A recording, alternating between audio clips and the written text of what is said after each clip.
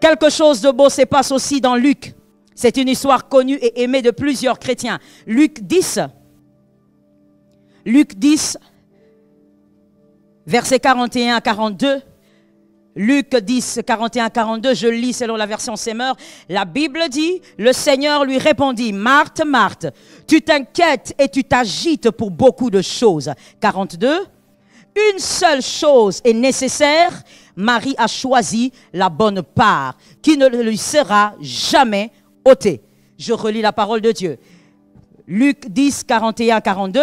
Le Seigneur lui répondit donc à Marthe, Marthe, Marthe, tu t'inquiètes et tu t'agites pour beaucoup de choses. 42, une seule chose est nécessaire, Marie a choisi la bonne part qui ne lui sera jamais ôtée. Voici le problème. Dans cette histoire, il y a un petit problème. C'est que Jésus est en train de réagir, de réprimander Marthe. Il réprimande Marthe parce que Marthe est en train de se plaindre. Marthe est en train de dire, pourquoi est-ce qu'on me laisse seule devant tout ce que j'ai à faire alors que Marie est là? Pourquoi tu laisses Marie à tes côtés alors que tu vois bien qu'on doit te servir ensemble? Quelque part, la demande de Marthe était correcte. Marthe voulait aller plus vite. Marthe voulait mieux servir. Marthe voulait plaire au cœur du Christ. Marthe voulait préparer, arranger le repas du Christ. Mais écoutez, la réaction de Jésus veut simplement dire ceci. Lorsque Marthe, toi, tu constates le besoin, lorsque toi, tu constates des problèmes, Marie, elle préfère écouter lorsqu'elle constate un besoin. Il y a une différence ici des attitudes entre Marthe et Marie. Marthe, elle est tellement intelligente, elle est tellement analyste que lorsqu'elle observe la situation, elle constate qu'il y a un problème, elle constate qu'il y a un besoin et qu'il faut donc agir, il faut faire quelque chose face aux besoins. Mais Jésus est en train de dire à Marthe ceci, c'est bien de constater que ça ne va pas. C'est bien d'être capable de constater que dans ta famille, ça ne va pas. C'est parfait. C'est bien d'être capable de constater que tes enfants ont des besoins. C'est parfait.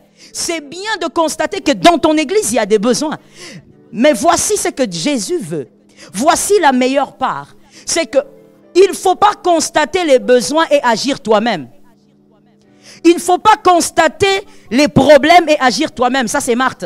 Marthe a constaté qu'il y avait des besoins. Elle a commencé à agir. Elle a commencé à fonctionner sans savoir si c'est ce que Jésus voulait. Constater qu'il y a des besoins, c'est bien. Mais Jésus ne veut pas que tu constates les besoins et agir toi-même. Jésus veut que tu fasses comme Marie. Constate les besoins, constate qu'il y a des problèmes. Mais écoute avant d'agir. Écoute qui? Écoute le Christ, écoute le Saint-Esprit. Dans la dispensation de Marie, c'était Jésus qui était là physiquement. Elle écoutait Jésus. Aujourd'hui, dans notre dispensation, écoute le Saint-Esprit. Jésus est en train de dire, c'est bien d'être un très bon analyste. C'est bien de comprendre que dans ta vie, il y a des choses qui ne marchent pas. Mais arrête d'agir sans Christ.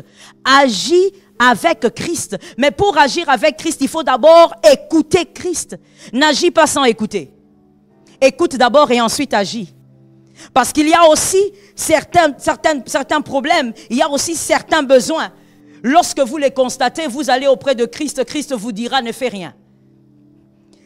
Voilà pourquoi Christ est en train de réprimander Marthe. Tu ne fais pas la bonne chose. Tu as bien fait de constater qu'il faut faire quelque chose, mais tu fais des choses sans me consulter. Avant d'agir, consulte. Avant d'agir, écoute. Avant d'agir, laisse-toi conditionner par ce que le Saint-Esprit te dira. Arrête d'agir seul, que le Seigneur nous aide. L'attitude, retenez pour